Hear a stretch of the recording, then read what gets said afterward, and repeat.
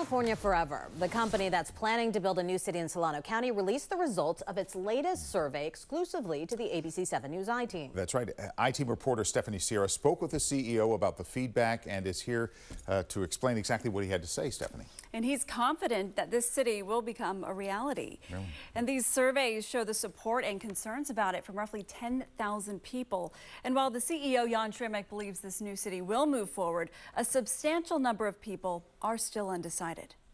California Forever's newly released survey is shedding light on what the people of Solano County want to see in a new city. According to the online results, 80% of people supported the idea of new, good-paying local jobs and safe, walkable neighborhoods, as well as protecting the Sassoon Marsh and Delta, whereas 60% of people expressed strong support for renewable energy and the plans to build one of the largest solar farms in California. Residents liked energy-efficient homes with no PG&E bills. When did you first reach out to Travis Air Force Base?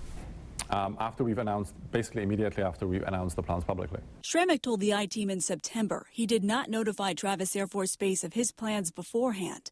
But this week, he says the survey results give him confidence this new city can draw on the connections to the military base by creating jobs that will support the base and keep people in California. He says there's high demand for new jobs in advanced manufacturing.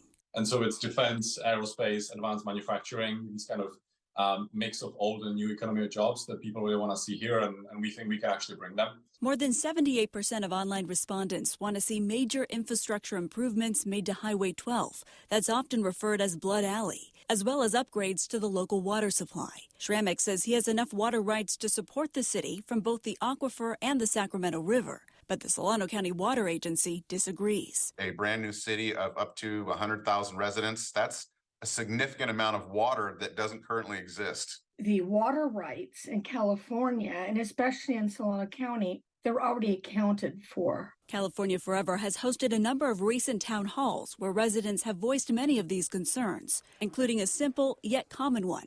How will this all work? Will my kids be able to walk to school? What does it mean? Does it mean I can walk to the office? Schremek says those questions will be answered when the plans are finalized and released in mid-January. In the meantime, he says the survey shows a great deal of excitement among small business owners and young people who are struggling to buy a home.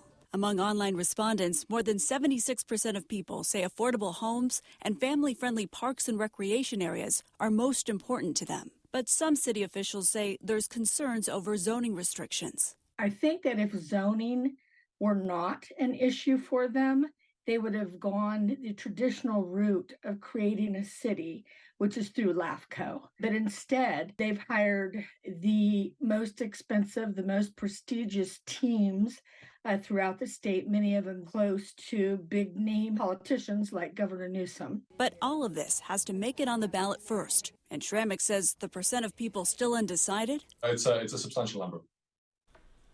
Now, if that ballot measure passes, Schremek says this new city will be much farther away from Travis Air Force Base than current developments in Sassoon City and Fairfield.